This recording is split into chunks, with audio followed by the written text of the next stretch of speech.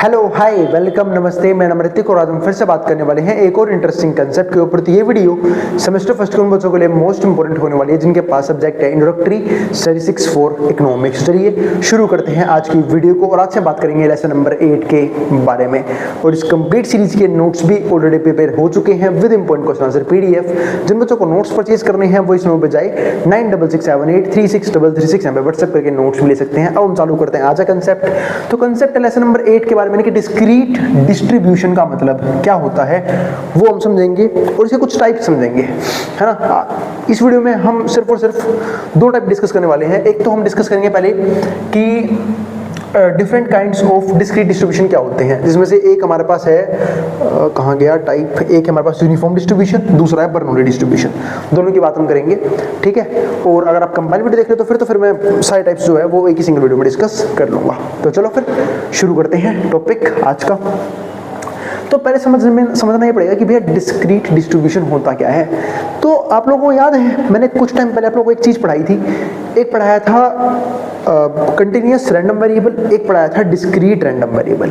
जब मैंने discrete random variable की बात करी थी तो मैंने क्या कहा था कि वो रैंडम वेरिएबल जो एक स्पेसिफिक वैल्यू लेता है उसको हम डिस्क्रीट रैंडम वैल्यू बोल के चलते हैं। लेकिन जब हम बात करते हैं कंटिन्यूअस रैंडम वेरिएबल की तो वो दो इंटरवल्स के बीच में इनफिनिट पॉइंट्स लेता है। लेकिन हम पढ़ के आ रहे हैं डिस्क्रीट डिस्ट्रीब्यूशन, यानी कि एक ऐसा डिस्ट्रीब्यूशन जहाँ पे जो कोई भी चीज़ है वो फिक्स रहेगी। जैसे अब देखो, जब हम एक सिक्के को उछालते हैं 2 बार, तो अगर मैं नंबर ऑफ हेड्स की बात करता हूँ रैंडम वेरिएबल एक्स के तौर पे, तो एक बार हेड आएगा या एक बार भी हेड नहीं आएगा, 0 बार हेड आएगा, फिर 2 बार हेड आएंगे। अगर 3 बार उछाला है तो 0 बार हेड आएगा, 1 बार हेड आ सकता है, 2 बार या 3 बार। 4 बार उछाला है तो 4 बार हेड भी आ सकता है, ठीक है। लेकिन क्या मैं कभी ऐसा बोलूंगा 2.5 टाइम्स हेड आएगा, 1.5 टाइम्स हेड आएगा? नहीं, पॉसिबल नहीं है, ठीक है। तो इसी को यहाँ पे क्या बोलते हैं कि जो एक स्पेसिफिक वैल्यू ले उसे हम बोलते हैं डिस्क्रीट डिस्ट्रीब्यूशन। लेकिन वहीं पे समझो कि जब हम पॉइंटों में वैल्यूज लेंगे, अब कुछ डाटा ऐसा भी होता है जहां पे हम जो है ना वो डिस्क्रीट मेजर निकाल नहीं पाते, वहां पे हमें दो इंटरवल्स के बीच में इनफाइनाइट पॉइंट्स मिलते हैं, तो उनको हम यहाँ पे क्या बोलते हैं कंटिन्यूअस रैंडम वेरिएबल। लेकिन हमें इस पूरे चैप्टर में चैप्टर में सिर्फ बात करें डिस्क्रीट डिस्ट्रीब्यूशन की। तो उम्मीद है आप लोगों को पहले तो समझ आ गया डिस्क्रीट डिस्ट्रीब्यूशन का मतलब क्या होता है। अब समझते हैं इस कंप्लीट चैप्टर के लर्निंग ऑब्जेक्टिव्स कौन कौन से हैं। तो पहला पॉइंट क्या है, different kinds of discrete distributions कौन कौन से हैं, यानी कि हमें कौन कौन से डिस्ट्रीब्यूशंस होंगे डिस्क्रीट डिस्ट्रीब्यूशन जो हमें स्टडी करने होंगे, ठीक है, वो हम समझेंगे। दूसरा यूनिफॉर्म डिस्ट्रीब्यूशन और बर्नौली ट्रायल जो हमारा दूसरा लर्निंग ऑब्जेक्टिव है, यानी कि पहला और दूसरा लर्निंग ऑब्जेक्टिव वो तो हम अभी इमीडिएटली खत्म कर देंगे। पहले तो हमें समझना पड़ेगा कि भाई डिस्क्रीट डिस्ट्रीब्यूशन के टाइप कौन कौन से होते हैं। दूसरा यूनिफॉर्म डिस्ट्रीब्यूशंस और बर्नौली ट्रायल्स होते क्या है, कैसे हम इसे निकालते हैं, कौन से फॉर्मूले होते हैं इनके, वेरिएंस के, एक्सपेक्टेशंस के, वो सब हम डिस्कस करेंगे। तीसरा binomial distributions, Poisson distributions with some important numerous, तो इनकी बारे में बात करेंगे फर्दर टॉपिक्स के बारे में, ठीक है। पहले तो अभी हम सिर्फ इन दोनों डिस्कस करेंगे, ठीक है। ये तो आने वाली वीडियोस में इनको डिस्कस करेंगे या फिर आने वाले टॉपिक्स में। फोर्थ क्या आता है, वेटिंग डिस्ट्रीब्यूशंस। अब जो वेटिंग डिस्ट्रीब्यूशंस हैं जैसे कि ज्योमेट्रिक डिस्ट्रीब्यूशन, ठीक है, negative binomial and hyper geometric distributions, इसके बारे में बात करेंगे। तो ये तो हमारे 4 क्या हो गए इस कंप्लीट चैप्टर यानी कि डिस्क्रीट डिस्ट्रीब्यूशन के लर्निंग ऑब्जेक्टिव। आप समझते हैं इंट्रोडक्शन को। तो discrete random variables form the discrete probability distribution. तो जो डिस्क्रीट रैंडम वेरिएबल्स हैं वही फॉर्म करते हैं डिस्क्रीट प्रोबेबिलिटी डिस्ट्रीब्यूशन। इसलिए मैंने वीडियो के स्टार्टिंग में ही आप लोगों को समझाया कि डिस्क्रीट रैंडम वेरिएबल का मतलब क्या था और जो हमारे पास कंटिन्यूअस रैंडम वेरिएबल है उसमें क्या डिफरेंस था, ठीक है। Possible values of discrete random variables along with the probabilities forms the discrete probability distribution. तो जो पॉसिबल वैल्यूज होती हैं डिस्क्रीट रैंडम वेरिएबल्स की किसके साथ, probabilities forms of discrete distribution, इसके साथ। तो ये हम यहाँ पे क्या करते हैं, लेके चलते हैं डिस्क्रीट रैंडम वेरिएबल के अंदर। अब डिस्क्रीट जो हमारा रैंडम वेरिएबल है या फिर जो डिस्क्रीट डिस्ट्रीब्यूशन है वो कुछ टाइप्स के होते हैं। कौन कौन टाइप है उसके वो देखते हैं। एक है यूनिफॉर्म डिस्ट्रीब्यूशन, वो हम डिस्कस करेंगे। दूसरा बर्नौली डिस्ट्रीब्यूशन, वो हम डिस्कस करेंगे। तीसरा बाइनोमियल डिस्ट्रीब्यूशन डिस्कस करना है। Poisson distribution, limiting case of binomial distribution और हाइपर ज्योमेट्रिक डिस्ट्रीब्यूशन। तो ये हमारे 6 टाइप के डिस्क्रीट डिस्ट्रीब्यूशन हमें पढ़ने का मौका मिलेगा इस चैप्टर के अंदर। अब शुरू करते हैं यूनिफॉर्म डिस्ट्रीब्यूशन से।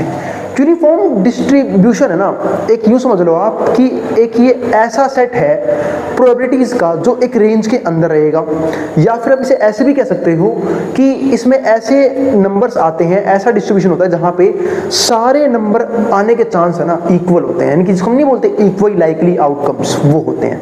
जैसे फॉर एग्जांपल अगर मैं एक सिक्के को उछाल रहा हूँ तो सिक्के पे या तो हेड आएगा या टेल आएगा, लेकिन दोनों को आने की प्रोबेबिलिटी तो 1/2 और 1/2 ही है, इनके इक्वल लाइकली आउटकम्स जिसे कह सकते हैं। ऐसे ही अगर मैं एक डाई को रोल कर रहा हूँ तो एक डाइस के ऊपर 1 भी आ सकता है, 2 भी आ सकता है, 3 भी आ सकता है, 4 भी आ सकता है, 5 भी आ सकता है, 6 भी आ सकता है, और सबके आने की प्रोबेबिलिटी सेम होती है 1/6, है ना। तो वही चीज़ यहाँ पे है। तो इन गिवन डिस्ट्रीब्यूशन, किसी भी गिवन डिस्ट्रीब्यूशन के अंदर random variable can take n different values. तो जो रैंडम वेरिएबल है वो n डिफरेंट वैल्यू ले सकता है विद इक्वल प्रोबेबिलिटी। तो इसी को मैं क्या बोलते हैं, यूनिफॉर्म डिस्ट्रीब्यूशन बोलते हैं। इसको बहुत जगह रेक्टेंगुलर डिस्ट्रीब्यूशन भी बोल दिया जाता है, वो भी चीज़ ध्यान रखना। क्या बोलते हैं? रेक्टेंगुलर डिस्ट्रीब्यूशन, रेक्टेंगुलर डिस्ट्रीब्यूशन, ठीक है। तो ये भी चीज़ ध्यान रखना with equal probability. For example देखो मैंने एग्जांपल दिया था रोलिंग अ फेयर डाइस। आपने एक फेयर डाइस डाला, वी गेट 1 2 3 4 5 6, हमें 6 नंबर मिल सकते हैं as outcome, each with probability of 1/6, और सबकी प्रोबेबिलिटी सेम मिलेगी आपको 1/6, क्योंकि 1 के आने की प्रोबेबिलिटी 1/6 होती है, 2 के आने की भी 1/6, 3 के आने की भी 1/6, 4 के आने की भी 1/6, 5 के आने की भी 1/6 और 6 के आने की भी 1/6 ही होती है। तो अगर मैं यहाँ से x = x यानी कि fx निकालने की कोशिश करूँ, उसका फॉर्मूला क्या आएगा? 1/n। n क्या दिखाता है कि नंबर ऑफ आउटकम्स कितने आ सकते हैं। जैसे कि यहाँ पे 6 ही आउटकम्स है तो 1/6 आया। सपोज करो अगर मैं एक ऐसा क्वेश्चन बनाऊं जहाँ पे हमें कह सकते हैं कि भाई आपने 12 नंबर है आपके पास, कि रैंडम वेरिएबल जो है आपके पास एक डाइस है जिसमें 12 वो हैं, क्या बोलते हैं, 12 फेसेस हैं। वैसे होता नहीं है, बस मैं बता रहा हूँ, ठीक है। एक हाइपोथेटिकल वैल्यू, एक मान लो कि डाइस में 12 फेसेस हैं, तो उसमें हर एक नंबर आने की प्रोबेबिलिटी क्या होगी? 1/12, क्योंकि उसमें 1 से लेके 12 तक सारे नंबर लिखे हो सकते हैं, ठीक है। तो इसलिए फॉर्मूला क्या बनाता है यहाँ पे? 1/n बन जाता है। वही अगर आप सिक्के को उछालोगे तो सिक्के के तो 2 ही पहलू होते हैं, यानी कि या तो हेड आता है टेल आता है। तो उस केस में यहाँ पे n की जगह क्या आ जाएगा? 2, क्योंकि यहाँ पे 2 ही सैंपल स्पेस है, या तो हेड आएगा या टेल आएगा, तो इसलिए दोनों की आने की प्रोबेबिलिटी 1/2 हो जाएगी। अब मीन समझते हैं। तो मीन जिसको हम बोलते हैं एक्सपेक्टेशंस या फिर एक्सपेक्टेड वैल्यू, और एक होता है वेरिएंस जिसको हम बोलते हैं वीएक्स से दिखाते हैं। तो एक्सपेक्टेशन का फॉर्मूला यहाँ पे क्या होगा? k + 1/2, और जो हमारे पास वेरिएंस होगा उसका फॉर्मूला होगा k² - 1/12, क्योंकि 1 का स्क्वायर तो 1 ही हो जाएगा, ये होता है। तो note x has started from 1 से लेके n तक। x कभी भी 1 से स्टार्ट होगा और n तक जाएगा। ध्यान रखना 0 से स्टार्ट नहीं होगा। फिर बोल रहा हूँ ये बात, मैंने बात यहाँ पे भी लिखी थी, देखो ये रहा, x की वैल्यू 1 से लेके n तक होगी, ना कि 0 से शुरू होगी। इफ अगर दिखा रहा हूँ, इफ कंसिडर ट्रायल्स फ्रॉम 0, लेकिन अगर आप ट्रायल 0 से स्टार्ट कर रहे हो तो ध्यान रखना, तो फंक्शन में एक टर्म एक्स्ट्रा हो जाएगा। क्योंकि देखो जब हम बात करते हैं 1 से लेके n नंबर तक की, देख अगर मैं बात कर रहा हूँ 1 से लेके 10 तक नंबर की, तो 10 ही तो टर्म्स होंगी ना 1 से लेके 10 तक। लेकिन अगर मान लेते हैं कि हम जो है वो ट्रायल 0 से शुरू कर रहे हैं, तो 0 से लेके 9 तक कितनी डिजिट होती है? खुद बताना, 10 डिजिट्स होती हैं। ऐसे 0 से लेकर 10 तक हम ट्रायल चला रहे हैं तो 11 नंबर हो जाएंगे। सेम ऐसे ही अगर आप 0 से लेके n तक जा रहे हो तो अब आपके पास टोटल नंबर ऑफ टर्म्स जो होगा वो n+1 होगा। तो इस केस में हमारा मेन फॉर्मूला चेंज हो जाएगा। जो हमारे पास फॉर्मूला था 1/n, क्यों? क्योंकि यहाँ पे हम ट्रायल चला रहे थे 1 से लेके n तक, लेकिन अगर हम ट्रायल 0 से लेके n तक चला रहे हैं तो फॉर्मूला क्या हो जाएगा? 1/n+1, क्योंकि अब एक टर्म हमारे पास क्या हो जाएगी? एक्स्ट्रा हो जाएगी। Since there will be n+1 terms, क्योंकि अब हमारे पास n+1 नंबर ऑफ टर्म्स हो चुके हैं। अब जो मीन हम बात कर रहे थे, मीन या फिर एक्सपेक्टेशन, उसका फॉर्मूला हमारे पास क्या आया यहाँ पे? n/2। तो मीन का फॉर्मूला क्या हो गया हमारे पास यहाँ पे? एक्सपेक्टेशन का n/2। ये फॉर्मूला पे ध्यान रखना। और जो वेरिएंस है उसका फॉर्मूला क्या होता है? n²/12। ठीक है, इनको हम क्वेश्चंस में अप्लाई करना भी सीखेंगे जब मैं क्वेश्चंस की बात करूंगा। अभी हमारा पहला काम क्या होगा कि हम एक बार सारे के सारे डिस्ट्रीब्यूशंस को समझ लें। अब जो अगला डिस्ट्रीब्यूशन पता है क्या है? वो है बर्नौली डिस्ट्रीब्यूशन। अब बर्नौली डिस्ट्रीब्यूशन समझते हैं। बर्नौली डिस्ट्रीब्यूशन है ना, 2 चीज़ों पर काम करता है कि आपने कोई भी इवेंट स्टार्ट किया, उसके सक्सेस और उसके फेलियर के चांस क्या है। क्योंकि देखो हम जनरली पता है बर्नौली डिस्ट्रीब्यूशन कब लेके आते हैं, क्योंकि जब भी हमारे पास अब रैंडम वेरिएबल x है या फिर जो बाकी सारे हमारे जो तरीके थे प्रोबेबिलिटी निकालने के, वो सब कब काम करते हैं, सिक्का एक बार उछाल लो, सिक्का 2 बार उछाल लो, सिक्का 3 बार उछाल लो, सिक्का 5 बार उछाल लो, लेकिन तब तक तो आप सैंपल स्पेस बना सकते हो। लेकिन जब हम बात करते हैं उस ट्रायल के एक लार्ज नंबर तक, जैसे अगर मान लो एक सिक्का 20 बार उछाल लो, तो भाई बहुत सारे केसेस बन जाएंगे।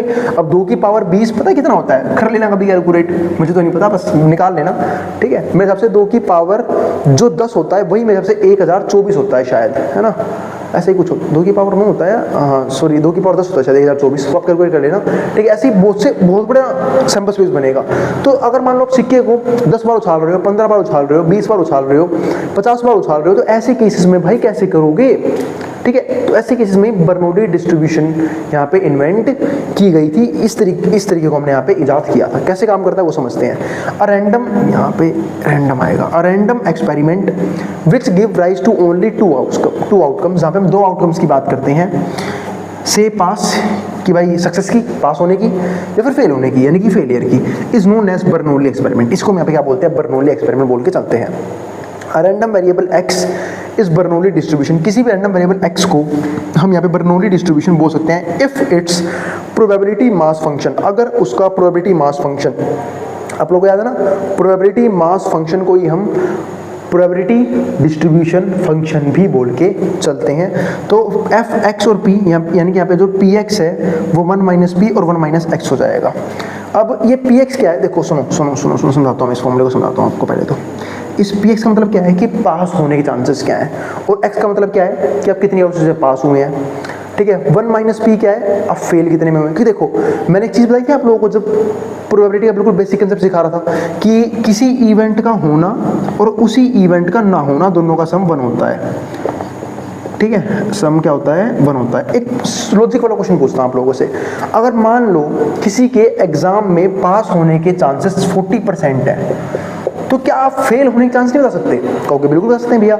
अगर किसी के पास होने के चांस 40% है तो वो फेल होगा, इसके चांस 60% है, तो कैसे पता कि आपने इसको 1 में से माइनस कर दिया, वही चीज़ यानी कि आपने 100% में माइनस कर दिया था, ठीक है, उससे निकला था। वही सेम चीज़ यहाँ पे है, अगर किसी के पास होने की प्रोबेबिलिटी p है तो फेल होने की हो जाएगी 1 माइनस पी, क्योंकि किसी इवेंट का होना और उसी इवेंट का ना होना दोनों का सम 1 होता है। जैसे कि हेड आने की प्रोबेबिलिटी 1/2 और हेड ना आने की यानी कि टेल के आने की वो भी 1/2। जैसे डाइस पे 1 आने की प्रोबेबिलिटी क्या होती है 1/6, और 1 ना आने की यानी कि बाकी 5 में से कोई भी नंबर आ सकता है, तो 5/6, ठीक है। तो इस तरीके से जो है हमने यहाँ पे पास और फेल की वैल्यू निकाली थी। तो पास होने की प्रोबेबिलिटी को हम p दिखाते हैं, फेल होने की 1 माइनस पी, और ये जो x है ना ये दिखाता है कि हमने कितने टाइम्स जो हम पास हुए हैं, कितने टाइम्स हम यहाँ पे क्या हुए हैं, फेल हुए हैं, 1 माइनस एक्स। क्योंकि जितनी बार पास हुए हैं उससे बाकी बार तो हम फेल हुए होंगे, इसलिए 1 में से माइनस कर देते हैं x को, ठीक है। अब ये देखो x 0 1 कुछ भी हो सकता है, मतलब x जो है यहाँ पे क्या होगा 0 हो सकता है, 1 हो सकता है, और जो p है वो 0 से लेके 1 के बीच में होता है, यानी कि p जो है वो 0 से 1 के बीच में होता है। क्यों होता है, क्योंकि p और 1 माइनस p दोनों ही प्रोबेबिलिटीज हैं, एक पास होने की दूसरी फेल होने की, और प्रोबेबिलिटीज हमेशा 0 से लेके 1 के बीच में होती है, या फिर 0 होती है जब इम्पॉसिबल इवेंट हो, या फिर 1 होती है जब सर्टेन इवेंट हो, यानी कि ऐसा इवेंट जिसका होना इम्पॉसिबल हो उसकी प्रोबेबिलिटी 0 मान के चलते हैं हम, और ऐसा इवेंट जिसका होना निश्चित है यानी कि श्योर है वो इवेंट होगा ही होगा उसकी प्रोबेबिलिटी हम 1 मान के चलते हैं। फिर आगे क्या है हमारे पास यहाँ पे 0 अदरवाइज, और दूसरी अगर कुछ और वैल्यू तो 0 हो जाएगा यहाँ पे। Here the probability of pass is p, तो मैंने वो चीज समझाई दी है कि पास होने की प्रोबेबिलिटी p है, and probability of fail is 1 minus p। So when x equals to 0, तो 0, p हमारे पास क्या हो जाएगा 1 माइनस p। अगर मान लो यहाँ पे x की वैल्यू क्या है 0 है तो ये तो 1 हो जाएगा, ठीक है। x के लिए 0 है तो ये 1 हो जाएगा, और ये क्या हो जाएगा 1 माइनस पी की पावर 1। तो हमारा फंक्शन सिर्फ ये बनेगा 1 माइनस पी। वो मैंने आपको समझाई दिया कैसे बनेगा, क्योंकि किसी की भी पावर 0 1 के बराबर होता है तो 1 की मल्टीप्लाई करो चाहे मत करो क्या ही फर्क पड़ेगा, यही हमारा क्या बन जाएगा आंसर बन जाएगा। और यहाँ पे भी अगर आप 0 रखोगे तो 1 में से 0 क्या 1 हो जाएगा, इसलिए पावर को भी 1 उसने हटा रखा है, क्योंकि पावर भी 1 लिखो चाहे मत लिखो से कोई फर्क नहीं पड़ता, ठीक है। और f सेम ऐसे ही 1 p पे क्या आंसर आएगा p आएगा। ये सब आपको और अच्छे समझ में आएंगे जब हम इस टॉपिक के क्वेश्चंस को करेंगे यहाँ पे। अब जो मीन है, मीन को हम क्या बोलते हैं एक्सपेक्टेशंस या फिर एक्सपेक्टेड वैल्यू, उसका आंसर हमेशा क्या होता है p, यानी कि प्रोबेबिलिटी ऑफ पास। और जो वेरिएंस है यानी कि Vx, उसको हम क्या कैसे निकालते हैं, उसको हम निकालते हैं probability of pass multiply probability of fail, यानी कि p मल्टीप्लाई में 1 माइनस पी। जब क्वेश्चंस करेंगे आपको और इजीली टॉपिक जो है समझ में आ जाएगा। ठीक है, तो अब तक के कंसेप्ट को यहीं पर रोकते हैं लेसन नंबर 8 के। तो लेसन नंबर 8 तक हम पहुंच चुके हैं। उम्मीद है अब तक के कंसेप्ट्स में आपको किसी प्रकार की दिक्कतें नहीं आ रही हैं। मैं तो पूरी तरीके से कोशिश कर रहा हूँ कि पूरे अच्छे तरीके से आप लोगों को पढ़ाया जाए। फिर भी कोई भी डाउट हो, कोई भी दिक्कत हो, कोई भी सजेशन हो, आप कमेंट बॉक्स में कमेंट कर देना। मैं उस क्वेरी को सोल्व करने की पूरी कोशिश कर। हम सिर्फ 2 टॉपिक डिस्कस करेंगे। एक तो बाइनोमियल डिस्ट्रीब्यूशन क्या होता है, दूसरा पॉइजन डिस्ट्रीब्यूशन क्या होता है, और तीसरा limiting case of binomial distribution क्या होता है। तो ये 3 जो टॉपिक्स है ना हमारे पास डिस्ट्रीब्यूशन के, डिस्क्रीट डिस्ट्रीब्यूशन के, वो हम डिस्कस करेंगे इस वीडियो में, इस टॉपिक में। और इस कंप्लीट सीरीज के नोट्स भी ऑलरेडी प्रिपेयर हो चुके हैं with important question answer PDF. जिन बच्चों को नोट्स परचेज करने हैं वो इस नंबर पे जाए 9667836336 में व्हाट्सएप करके नोट्स भी ले सकते हैं। अब हम चालू करते हैं कंसेप्ट। तो पहले समझते हैं बाइनोमियल डिस्ट्रीब्यूशन का मतलब क्या होता है। एक तरह से आप ये समझ लो, ये भी बर्नौली ट्रायल्स की तरह है जिसको हमने डिस्कस किया था पिछले वीडियो में। ठीक है, तो अब हम क्या डिस्कस कर रहे हैं, बाइनोमियल डिस्ट्रीब्यूशन की। तो was introduced by James Bernoulli. इनको भी बर्नौली नहीं दिया था, इन द ईयर ऑफ 1700। ठीक है, तो binomial distribution consider a sequence of Bernoulli trials, यानी कि जहां पे हम बर्नौली ट्रायल के अंदर बात करते हैं सक्सेस के और फेलियर के किसी भी इवेंट के, है ना, यानी कि किसी भी इवेंट के सक्सेस होने के चांस क्या है, ठीक है, उसी इवेंट के फेल होने के चांस क्या है, उनकी प्रोबेबिलिटीज की बात करते हैं। लेकिन हम यहाँ पे बात करते हैं ट्रायल्स की, यानी कि जब हम बहुत सारी केसेस लेते हैं एक साथ, ठीक है, सक्सेस के भी और फेलियर के भी, तो हम उसको क्या बोलते हैं, एक तरह से बाइनोमियल डिस्ट्रीब्यूशन बोल के चलते हैं। अब जैसे यहाँ पे देखो, that is having only 2 outcomes. जैसे मान लो हम सिर्फ 2 आउटकम्स की बात कर रहे हैं, इसमें दो आउटकम्स ही होते हैं हमारे पास किसमें, बर्नौली ट्रायल के अंदर। या तो हम जो है वो चीज करने में क्या हो जाएंगे, पास हो जाएंगे, यानी कि सक्सेस हो सकते हैं, या फिर क्या हो सकते हैं, फेल हो सकते हैं। तो the n trials are conducted. तो यहाँ पे हम एंड टाइम्स क्या करते हैं, ट्रायल करते हैं, और ये चेक करते हैं कि कितनी बार हम यहाँ पे सक्सेस हो पा रहे हैं, यानी कि पास हो पा रहे हैं, और कितनी बार हम यहाँ पे फेल हो पा रहे हैं, यानी कि कितने हम फेल हो रहे हैं। तो अंडर आइडेंटिकल कंडीशंस आइडेंटिकल रहेंगे, यानी कंडीशंस में किसी प्रकार का चेंज यहाँ पे नहीं देखने को मिलेगा। And are independent with constant probability, और यही नहीं, ये इंडिपेंडेंट होगा कांस्टेंट प्रोबेबिलिटी के साथ। अगला पॉइंट क्या आता है, लेट एक्स डिनोट्स सक्सेस। अब ये एक्स किसको डिनोट करता है, तो सक्सेस को, या फिर किसको, पास को। इन एन इंडिपेंडेंट ट्रायल्स, वो भी किसके लिए, एन इंडिपेंडेंट ट्रायल के लिए, विद प्रोबेबिलिटी पी, जहां पे प्रोबेबिलिटी पी हम किसको बोलते हैं, पास को, सक्सेस को। एंड 1 माइनस पी जो होती है ना, जिसको हम क्यू बोल लेते हैं इस केस में, ये होती है फेल होने की प्रोबेबिलिटी। और बात भैया 1 माइनस पी क्यों बोला, अरे एक सिंपल सी बात है, मैंने आपको एक चीज समझाई थी, तो मैं बिल्कुल बेसिक कंसेप्ट समझा रहा था प्रोबेबिलिटी का, कि किसी इवेंट का होना और उसी इवेंट का ना होना, दोनों का सम हमेशा हमारे पास क्या होता है, 1 होता है।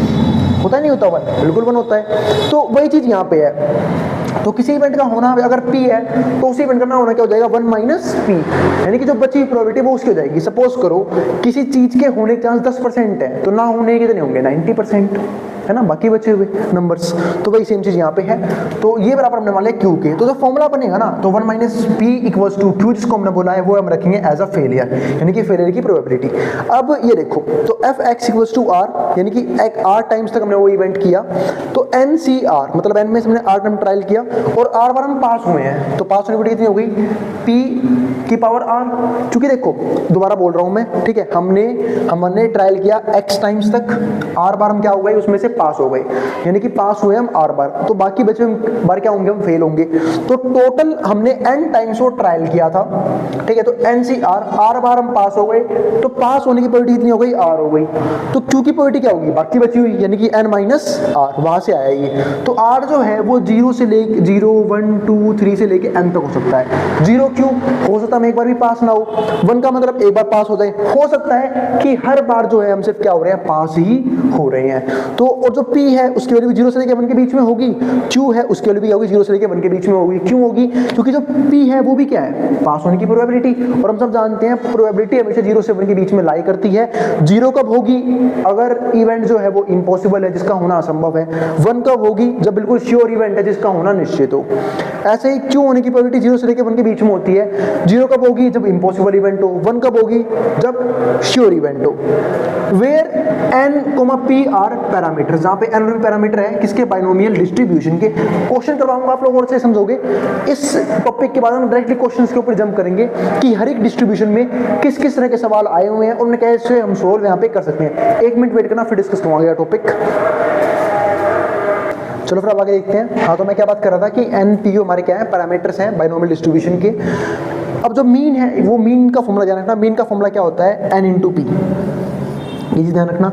और वेरिएंस का होता है n into P into Q, किस केस में, बाइनोमियल डिस्ट्रीब्यूशन के केस में। आपको हर एक केस में मीन निकालने का फॉर्मूला पता होना चाहिए और वेरिएंस निकालने का फॉर्मूला पता होना चाहिए। और इसी को हम ऐसे ही बोल सकते हैं np1 minus Q, sorry 1 minus P, क्योंकि एक ही बात है, np क्यू कर लो वेरिएंस, या फिर n इंटू पी। हमने क्यू किसका नाम रखा था, फेलियर के प्रोबेबिलिटी यानी कि 1 माइनस पी का, तो 1 माइनस पी कर दिया क्यू को रिप्लेस करके, तो वो एक ही बात है, ठीक है। अब अगला पॉइंट समझते हैं यहाँ पे, अगला डिस्ट्रीब्यूशन टाइप जो हमारा है पॉइजन डिस्ट्रीब्यूशन क्या होता है वो समझते हैं। तो Poisson distribution was developed by Simon Denis Poisson in 1837।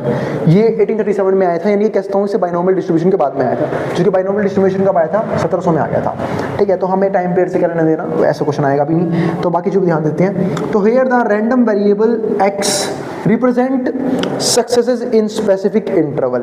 तो जहाँ पे हम रैंडम वेरिएबल x जो है वो क्या रिप्रेजेंट करता है कि किसी भी स्पेसिफिक इंटरवल के बीच में, किसी भी स्पेस के बीच में कितनी बार हम सक्सेस हुए हैं उस चीज़ को, मतलब किसी भी स्पेस को जो हम देखते हैं या किसी भी टाइम पीरियड को जो हम देखते हैं, तो उस टाइम पे सक्सेस हम कितनी बार हुए हैं उसको हम यहाँ पे क्या बोलते हैं, पॉइजन डिस्ट्रीब्यूशन बोल के चलते हैं। It's probability mass function is given by, अब इसका जो प्रोबेबिलिटी मास फंक्शन है जिसको हम प्रोबेबिलिटी डिस्ट्रीब्यूशन फंक्शन भी बोल के चलते हैं, जहां पे मैंने आपको ये सिखाया था कि किसी भी रैंडम वेरिएबल x के लिए हम कैसे प्रोबेबिलिटी को डिस्ट्रीब्यूट यहाँ पे कर सकते हैं, है ना, तो वो चीज़ यहाँ पे है।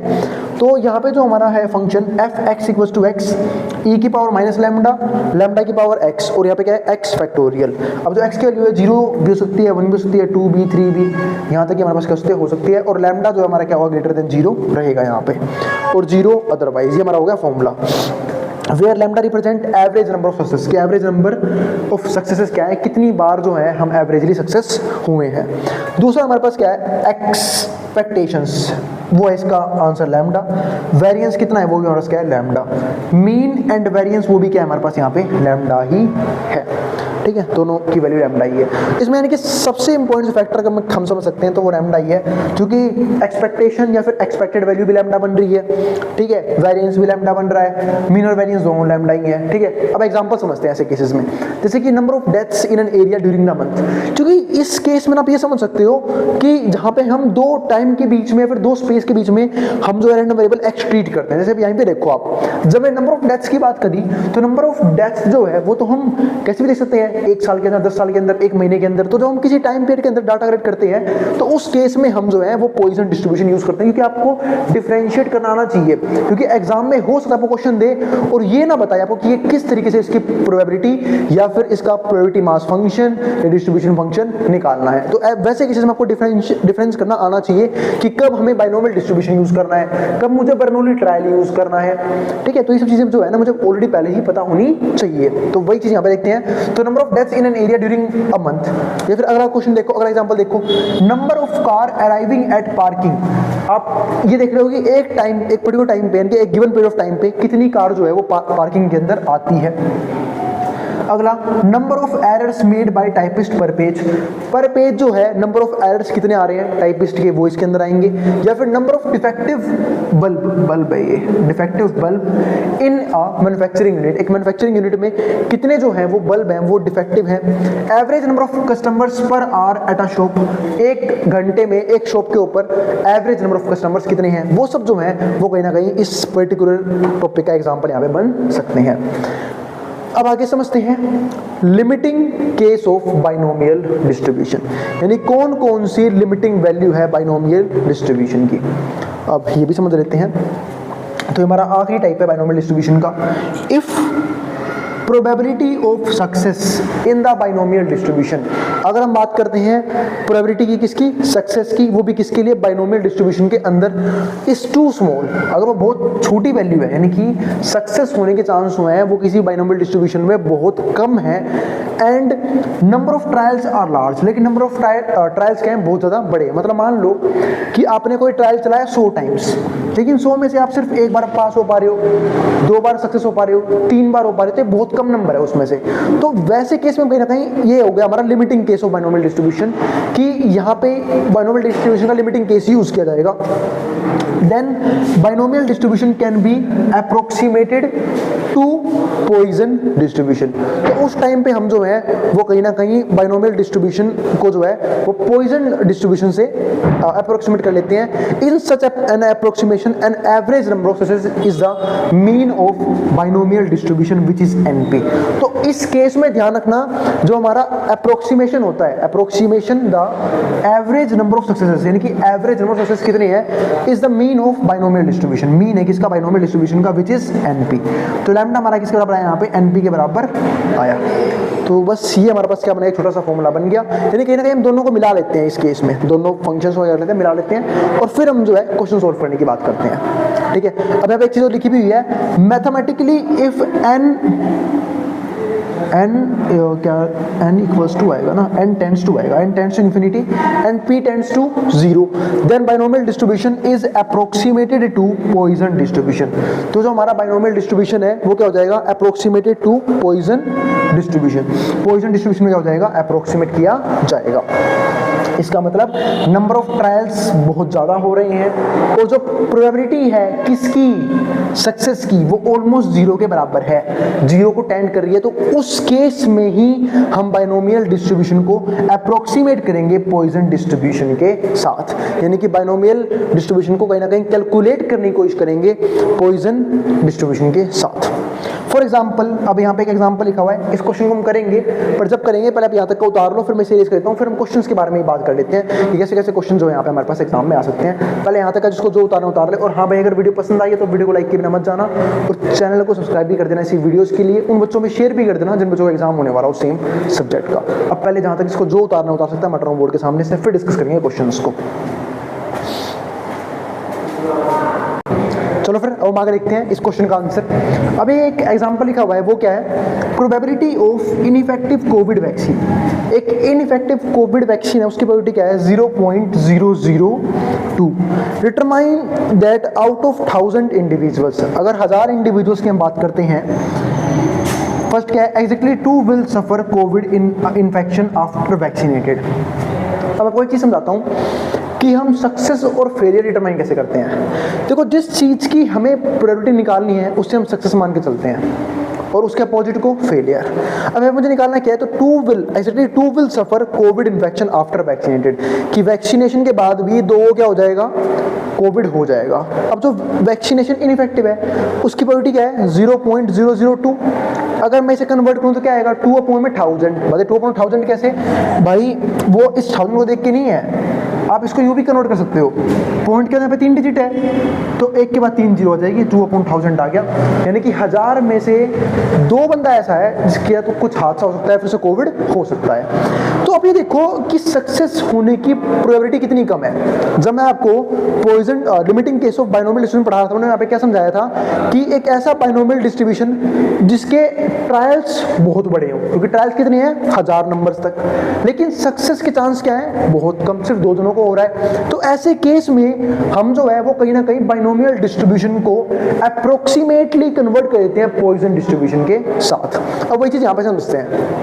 अब देखो P कितना है, प्रोबेबिलिटी है 0.002, सक्सेस होने की प्रोबेबिलिटी है ये, यानी कि P ऑलमोस्ट 0 को टेंड करने की कोशिश कर रहा है और N देखो कितना बड़ा है, क्यों, 1000 ट्रायल्स हैं। तो so binomial distribution will be approximate to Poisson distribution. तो जो बाइनोमियल डिस्ट्रीब्यूशन है वो ऑलमोस्ट किसकी तरह होगा, पॉइजन डिस्ट्रीब्यूशन की तरह होगा, with lambda equals to NP।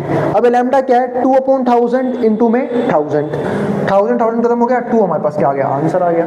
अब यही चीज यहाँ पे देखो, fx बराबर 2, fx बराबर 2, हमने यहाँ पे क्या रखा, 1 से 2 रखा, यानी कि हमें एग्जैक्टली 2 बंदों को ही जो है कहीं ना कहीं इन्फेक्शन हमें दिखाना था कि 2 बंदे ऐसे हैं जिनको वैक्सीनेशन के बावजूद भी कोविड हो गया है।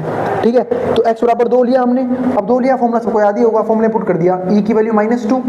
ठीक है, फॉर्मूला क्या होता है, e की वैल्यू माइनस लैम्डा, लैम्डा 2 है ना, 2/1000, यहाँ पे 1000 तो लैम्डा की 2 आई।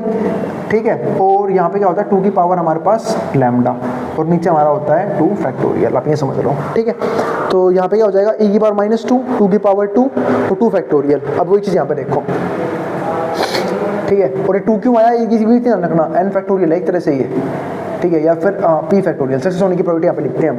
2 क्यों आया, क्योंकि यहाँ पे 2 ही केस हैं। ठीक है, तो ये आ गया हमारे पास यहाँ पे। ठीक है, तो 2 फैक्टोरियल आ गया। 1 मिनट रुकना बस, 1 मिनट। तो चलो अब देखते हैं। हाँ, तो मैं अब एक चीज समझा रहा था, वो फॉर्मूला हमने अपने हिसाब से लिया था। फॉर्मूला एग्जैक्टली ये वाला फॉर्मूला है, ई की पावर माइनस लैम्डा, यहाँ पे लैम्डा की पावर एक्स और यहाँ पे क्या है एक्स लैम्डा, वो चीज यहाँ पे पुट कर दी। लैम्डा की कितनी आई हमारे पास, यहाँ पे कितनी आई, सिर्फ 2 आई थी, तो ई की पावर माइनस 2, लैम्डा की 2 आई तो 2 की पावर एक्स, एक्स क्यों, क्योंकि हमें 2 ही बार देखना है सक्सेस को, तो 2 की पावर 2 आ गया, और नीचे भी क्या है एक्स फैक्टोरियल, तो क्या हो जाएगा 2 फैक्टोरियल। अब इसकी वैल्यू सोल्व करना, आप लोग सोल्व करना, बता देता हूँ। ई की वैल्यू उसमें बतानी है, ई की वैल्यू जो होती है ना वो होती है 2.718 समथिंग, उसे यहाँ पुट कर देना, आप लोगों का आंसर आना शुरू हो जाएगा। 2 की पावर 718 की पावर माइनस 2, ठीक है, वो आप कैलकुलेशन में कर लेना। और फैक्टोरियल का मतलब भी समझा देता हूँ। फैक्टोरियल का सिंपल सा मतलब क्या होता है, किसी भी नंबर को 1 तक मल्टीप्लाई करोगे। फॉर एग्जांपल कहीं पे लिखा है 5 फैक्टोरियल, 5 फैक्टोरियल का मतलब क्या होता है 5 into 4 into 3 into 2 into 1, 2 factorial 2 into 1, 3 factorial 3 into 2 into 1, वो चीज़ है। यूँ सॉल्व होता है, ये कैलकुलेट कर लेना, आपका आंसर ये आएगा 0.2706। अब सेकंड पार्ट उसने क्या बोला यहाँ पे, more than 2 will be suffer from infection, 2 से फालतू। अब 2 से फालतू भाई निकालने जाओगे बहुत भारी पड़ेगा, क्योंकि 2 से फालतू इन्फेक्शन की जब वो बात करता है तो 3 को भी सकता है, 4 को भी, 5 को भी, 1000 बंदे हैं 1000 तक वैल्यू सकते हैं। तो काम ना कर ले, हम ये निकाल लेते कि 2 से कम बंदों का इन्फेक्शन हुआ है ना। अगर मुझे x जो है वो 2 से फालतू रखना है, यानी कि 2 से फालतू बंदों का इन्फेक्शन निकालना है, तो उसको मैं ऐसे तो निकाल सकता हूँ कि 1 माइनस 2 से कम बंदों का इन्फेक्शन हुआ है, यानी कि एक बार अगर मैंने 2 से कम बंदों का इन्फेक्शन निकाल लिया तो बाकी बचे हुए किसके होंगे, 2 से फालतू वाले, ठीक है। तो वो चीज़ कर दी हमने यहाँ पे, 1 में से माइनस कर दिया, क्योंकि वरना भाई बहुत बड़ा क्वेश्चन बन जाएगा ये अगर हम ऐसे निकालने बैठ जाएंगे। क्योंकि more than 2 will suffer from infection, कि 2 से फालतू लोगों को इन्फेक्शन हो रहा है, तो 2 को भी सकता है, 3 को भी, 4 को भी, 5 को भी, 6 को भी, 10 को, 50 को, 100 को, 1000 तक हो सकता है ऐसे। तो बहुत से केस बन जाएंगे। तो इसलिए हमने यहाँ पे क्या कर लिया कि भाई हमने मान लिया कि हम वो निकाल लेते कि 2 से कम बंदों को इन्फेक्शन हुआ है, उसको 1 में से माइनस कर लेंगे। अब 2 से कम बंदों को इन्फेक्शन का मतलब यहाँ पे क्या है, या तो किसी को भी इन्फेक्शन नहीं हुआ, 0 लोगों को इन्फेक्शन हुआ है, या 1 को हुआ है या 2 को हुआ है, यही हो सकता है, ठीक है। तो अब इन सबके हमने प्रोबेबिलिटी निकाली किस वाले फॉर्मूले से, इस वाले फॉर्मूले से, यानी कि पॉइजन डिस्ट्रीब्यूशन यहाँ पे यूज कर लिया। ई की पावर माइनस 2, लैम्डा के लिए माइनस 2 आई थी, 2 की पावर 0, क्योंकि x अभी 0 है, ये 0 है, 0 फैक्टोरियल। और ध्यान रखना 0 फैक्टोरियल की वैल्यू 1 होती है। जब यहाँ पे रखेंगे तो e की पावर माइनस 2, 2 की पावर 1, ठीक है, क्योंकि x 1 है, और यहाँ पे 1 फैक्टोरियल, e की पावर माइनस 2, क्योंकि 2 तो लैम्डा है, और 2 की पावर में 2 रखेंगे, क्यों, क्योंकि x 2 है, और नीचे आएगा 2 फैक्टोरियल। इसको हमने सोल्व किया ही था, कितना आंसर आया था, ये रहा 0.2706। इसका भी सेम आएगा 0.2706, इसका हमारे पास क्या आएगा 1353, ठीक है, ये आ गया। इन सबको टोटल कर लो, 1 में से माइनस कर देना, आंसर आएगा 0.3235, यानी कि 0.3235 चांसेस है कि 2 से कम बच्चों को क्या होगा, इन्फेक्शन, यहाँ पे कोविड की वैक्सीनेशन के बाद भी इन्फेक्शन होगा, ठीक है। अब मिलेंगे अगली वीडियो में। अगर वीडियो पसंद आई हो तो वीडियो को लाइक के बिना मत जाना, और चैनल को सब्सक्राइब भी कर देना ऐसी वीडियोस के लिए, उन बच्चों में शेयर भी कर देना जिन बच्चों का एग्जाम होने वाला हो सेम सब्जेक्ट का, ठीक है। और भाई ऐसी नोट्स इग्नोर कर दिया करो, कुछ लोग की पता नहीं क्या गंदी आदत होती है कि पूरी गली में और में आते हो जाना है, ठीक है। अब मिलेंगे अगली वीडियो में, ठीक है। तो यहाँ तक कहूँ, मेरे को सारे टॉपिक समझ में आ चुके हैं, अभी भी बहुत से क्वेश्चंस करने बाकी हैं जिनको मैं डिस्कस करूंगा अगली वीडियो में। ये तो मैंने सिर्फ आप लोगों को एक क्वेश्चन सिखाया था limiting case of binomial distribution का, ठीक है। आने वाली वीडियोस में हम कुछ और न्यूमेरिकल्स भी डिस्कस करेंगे इस टॉपिक के ऊपर, ठीक है। तो उम्मीद है आप लोगों को वीडियो पसंद आ रही है, और फिर भी कोई भी डाउट हो, कोई भी सजेशन हो, आप कमेंट बॉक्स में कमेंट कर देना, मैं उस क्वेरी को सोल्व करने की पूरी कोशिश करूंगा, ठीक है। अब मिलेंगे अगली वीडियो में with new concepts and new questions, ठीक है। और नोट्स वगैरह के लिए आप इस नंबर पर सबके नोट्स मिल सकते हैं, अब जिसको जो उतारना है वो उतार सकता है।